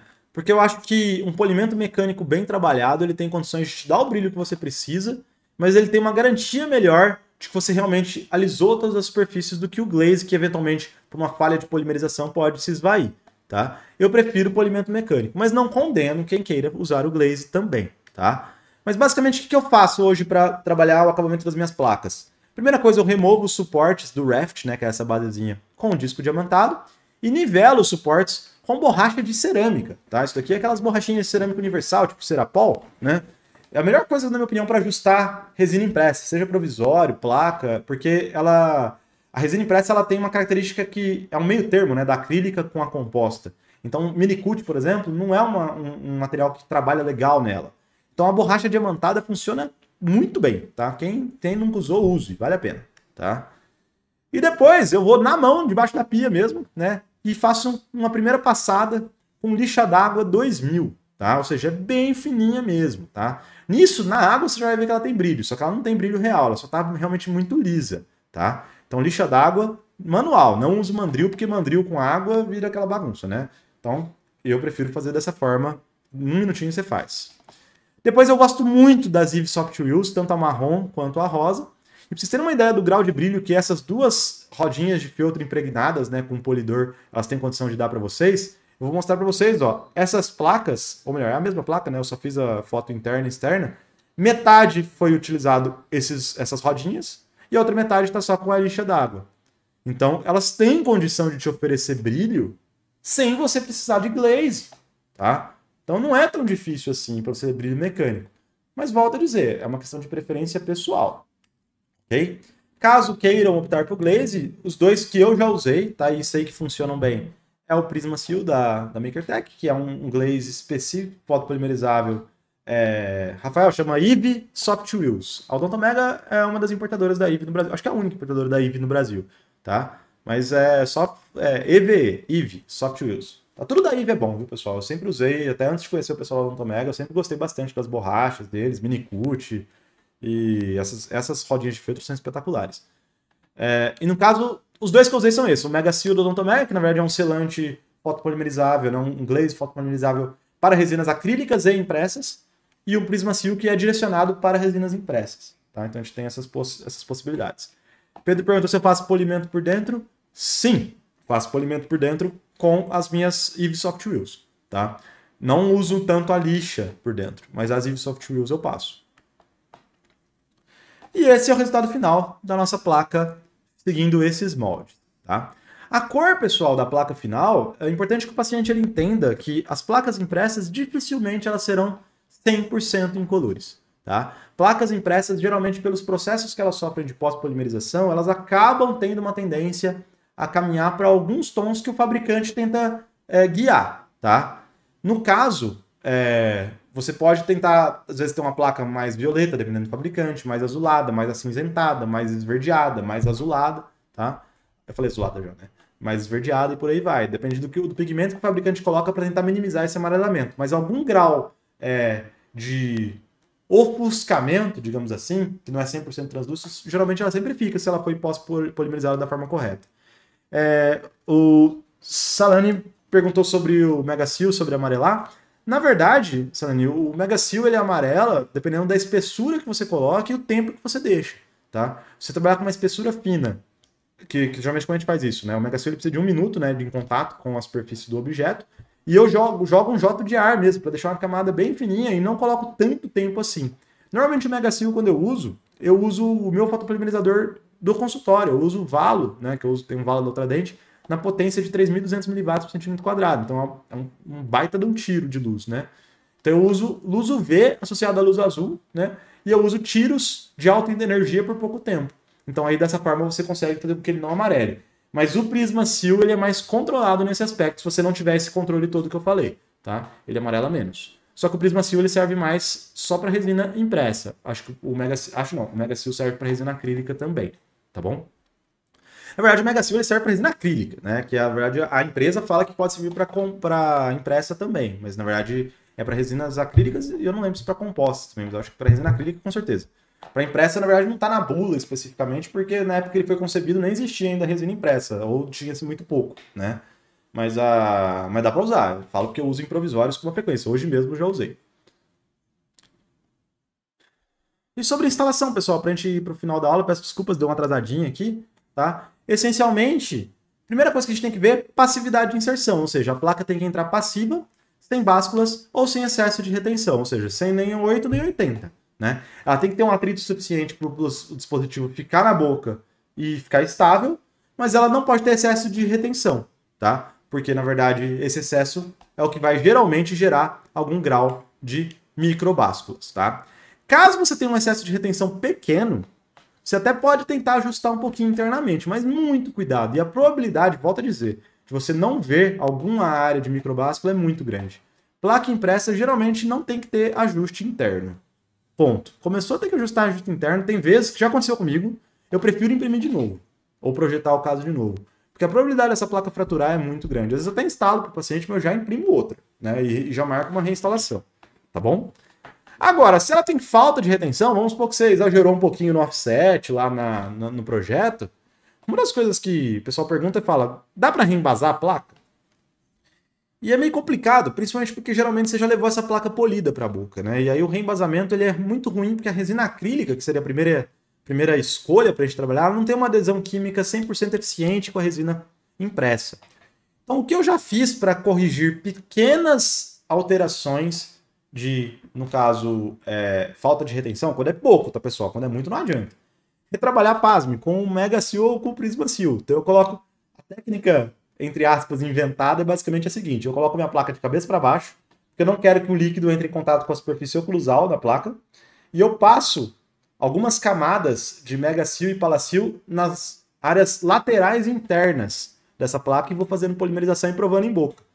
Depois de algumas camadas, uma placa que está com um pouquinho de falha de retenção, ela consegue geralmente ter um pouquinho mais de atrito e consegue ser salva, entre aspas. Mas o ideal também, se for algo muito grosseiro, muito esdrúxulo, seria você reimprimir a placa com um projeto com offset menor, tá? Por isso que é difícil, às vezes, isso pro cliente de laboratório, né? Porque às vezes o laboratório já vendeu a placa para o cliente. Mas isso daí é uma questão de experiência, você entender aquela arcada, aquela inclinação de dentes, para saber qual é o melhor offset para aquele caso. e ter, no caso, um modelo confiável, né? Ou seja, se você tiver um modelo confiável, você tem noção de checar se o seu modelo de trabalho está realmente muito fidedigno à boca, qual que é o grau de retenção que sua placa existe antes de você entregar para o cliente, entendeu? Então, muito cuidado com básculas e, no caso, falhas de passividade de inserção. Então, com relação ao assentamento, pessoal, basicamente, sempre que a gente for ajustar a placa, a primeira coisa a gente faz ajustes oclusais cêntricos, né? Ou seja, carbono de forma bilateral, ou se você tiver aquele carbono em U, né, em forma de ferradura, que é o full arch, né, que seria o carbono de arcada completa, melhor ainda. Por que de forma bilateral? Porque senão o paciente ele tem uma tendência a morder do lado sempre que você está com carbono. Então o ideal é sempre que ele morda dos dois lados e na frente ao mesmo tempo, tá? Geralmente eu faço o ajuste com a borracha de cerâmica, né, essas tipo Cerapol, tá, que são essas borrachas universais empregadas com diamante. Lembrando que a placa, finalmente, ela tem que ficar plana com contatos múltiplos em todo o dispositivo, anterior e posterior, se possível, posteriores ligeiramente mais fortes do que os contatos anteriores, tá? No caso, os guias, depois que você fez o ajuste cêntrico, você vai para os ajustes excêntricos, né, que seriam as guias canino e anterior. Verificar se o paciente tem um espaço de desoclusão, né, quando você faz o movimento de lateralidade, está tendo, por exemplo, a desoclusão na área de trabalho e desoclusão na área de balanceio, né? Lembrando que é importante que essas guias elas não travem o movimento do paciente, ou seja, o paciente está na oclusão cêntrica. A guia não pode ser uma rampa que já começa logo depois dessa oclusão. O ideal é que a gente tenha um pequeno espaço e depois essa rampa comece. O paciente tem uma pequena liberdade de movimento. É difícil fazer isso, viu? Não vou mentir para vocês não. Várias vezes eu não consigo fazer. Mas no mundo ideal deveria ser assim, né? E verificar também, pessoal, a estabilidade do dispositivo nas excentricidades. Ou seja, quando o paciente faz lateralidade ou uma guia canina ou uma guia anterior, a placa mexe? A placa sai da posição? Porque se ela estiver saindo da posição, a probabilidade dela sofrer impactos de forma não desejável é muito grande e você também pode ter trincas e fraturas. Então a placa ela não pode movimentar com os movimentos excêntricos também, ok? Então, contatos bilaterais simultâneos com liberdade de movimento, lateralidade de um lado com desoclusão do lado oposto, lateralidade do outro lado com desoclusão do lado oposto e guia anterior com desoclusão posterior. Basicamente, preceitos de uma oclusão ideal. Então, pessoal, finalizando, como é que uma placa oclusal deveria ser entregue? Né? Ou melhor, deve ser entregue. Então, aquilo que eu falei no começo lá da aula, que basicamente era esse slide, não é opcional. Não é que a placa pode ter. Não, ela tem que ter essas características que eu falei. Na maior parte dos cenários, ela tem que ser rígida, ela tem que ser confeccionada numa desoclusão controlada, tem que ter uma superfície lisa, plana, polida, com liberdade de movimento, tem que ter as guias de desoclusão e uma espessura mínima compatível para resistência e conforto do paciente. Tá? E para finalizar, com relação à parte de orientação, pessoal, geralmente no dia da instalação, quais são os momentos, né, que o paciente deveria usar? Né? A gente faz isso muito na utilização noturna, que o paciente não tem consciência, né, desses movimentos, mas o ideal, obviamente, é que a gente também faça a orientação desse paciente com relação a outros momentos de uso, né? Ou seja, eventualmente quando ele está no computador estressado ou concentrado, ou até mesmo quando ele está dirigindo para uma viagem que ele está um pouco preocupado. Se ele não consegue se conscientizar, né? Ou utilizar eventualmente até um aplicativo para poder falar, ó, desencoste seus dentes, né? O aplicativo pessoal do Oculo Pro sugere, né? Desencoste seus dentes. Você pode utilizar a placa como um lembrete para tentar ajudar que esses dentes não encostem. Mas o ideal é que o paciente não fique o tempo todo de placa. Não faz sentido isso, tá? Nos primeiros dias é importante que o paciente saiba que algum grau de aperto ou sensibilidade dental leve é esperado, mas na verdade não pode ser exagerado, tá? Por que pode ser esperado? Pelo atrito, né? O paciente não está acostumado com ter algum nível de atrito ali, então um pouquinho de atrito ele pode incomodar um pouquinho. Mas se for algo um pouquinho maior do que isso, para ele informar o dentista. Porque isso pode ser uma das causas de microbáscula e precisa de ajuste, tá? Caso tenha falta de retenção e você não tenha identificado, também é importante informar por aqueles motivos que eu salientei que podem gerar instabilidade da placa e fratura. É importante falar que o paciente ele vai ter uma tendência a babar bastante, né? Ele vai salivar bem mais nos primeiros dias, porque é um corpo estranho que está na boca, então é normal. Como que ele deveria higienizar? Geralmente eu oriento com escovação, com pouco creme dental, ou quase nada, né? Porque justamente pela abrasão do creme dental não atacar a placa. E auxiliar isso também com agentes químicos, né? Eu gosto muito do Corega Tabs, que seria aquela pastilha à base de peróxido de nitrogênio para poder fazer, no caso, a desinfecção química do dispositivo também, tá? Geralmente, os retornos periódicos que eu costumo marcar o paciente para placa impressa, eu marco ele com mais ou menos 3 a 5 dias a primeira sessão, 7 dias a segunda, e se estiver tudo bem com 7, aí eu vou postergando, eventualmente para 15, 30, e aí dou alta para o paciente. Tem casos mais previsíveis que às vezes eu nem faço esse protocolo, pessoal. Às vezes eu marco o paciente com 7 dias, 15 e já libero, tá? Mas, assim, é importante não simplesmente dar a placa para ele e mandar ele embora, tá? Porque muitas vezes o paciente ele deixa de usar a placa porque, na verdade, não está confortável para ele usar a placa, tá? Então é importante que a gente faça essa distinção e aí o paciente tem que estar orientado com relação a isso. E quanto à longevidade, é importante que o seu paciente saiba que a placa impressa ela vai ter uma longevidade inferior à placa acrílica, tá? E a placa prensada, a placa fresada menos ainda, tá? A diferença é que a placa impressa, a sua reprodução, né, a sua reimpressão, ela é muito mais simples e muito menos onerosa, tá? Então, você está ganhando em conforto e está ganhando também no quesito da reimpressão de ser algo mais simples. Não precisa de escanear necessariamente o paciente de novo, não precisa de, no caso, registrar o paciente novamente. Às vezes o paciente ele já marca a sessão e já vem com a placa pronta, né? Não precisa nem vê-lo, tá bom? Então, existem benefícios também, tá? Ao passo que hoje, basicamente, posso falar que 98% das placas da minha clínica são impressas e uns 2% são fresadas, tá? Placas acrílicas prensadas eu basicamente não uso mais, ok? Pessoal, uma placa 3D oclusal funciona? Funciona, desde que vocês dominem os critérios que eu mencionei para vocês, tá? Esses são os 7 fatores que eu falei que era o slide mais importante, vocês entenderam agora por quê, tá? Esses realmente são os eficientes para poder gerar uma placa de qualidade, tá bom? Antes de me despedir de vocês e abrir para dúvidas aqui no YouTube, momento merchandising, né? Para quem já não conhece, muita gente já conhece o meu curso de Mesh Mixer, tá? Na verdade, hoje nós já estamos aí com um quórum de mais de 300 alunos ativos, né? Então é um curso que eu tenho muito carinho por ele. E o Mesh Mixer, para quem não conhece, é um software de CAD odontológico gratuito, né? Odontológico não, um software de CAD gratuito que pode ser utilizado para odontologia, desde que você entenda as ferramentas, e o objetivo do curso é justamente esse, né? Às vezes as pessoas falam, você ensina no curso de tal coisa ou tal coisa. Pessoal, os exercícios no curso, eles estão lá não para vocês repetirem, eles estão lá para vocês entenderem na prática uma ferramenta em funcionamento. O meu objetivo com os meus alunos no Mesh Mixer Dental Ultimate é que vocês saibam como o software funciona e, consequentemente, vocês consigam fazer o que vocês quiserem e até extrapolem o que eu ensino aqui no curso. Mas sim, para quem está no começo, está muito preocupado, nós temos toda uma sequência aí de fluxos de trabalho, de fluxos laboratoriais de produção de modelo, divididos em módulos iniciante, intermediário e avançado, que aí eu acho que dá para cobrir um escopo bastante grande da odontologia aí. Então, quem quiser, tem o QR Code aí, só apontar a câmera do celular, vocês já vão poder dar uma olhadinha aí sobre o curso. Lá tem depoimentos de alunos, vídeos institucional, um monte de coisa, e também tem esse cronograma para vocês verem por completo, tá bom? Então fica o meu obrigado aqui para vocês, tá? Essa é a foto do Joca, né? Vocês já devem ter visto no meu Instagram, meu cachorrinho, né? Inclusive ele tá aqui ávido esperando para poder entrar, né? Porque na verdade ele tá querendo atenção e eu tô aqui faz um tempão. Eu trabalhei o dia inteiro, né? Então ele tá querendo logo me ver.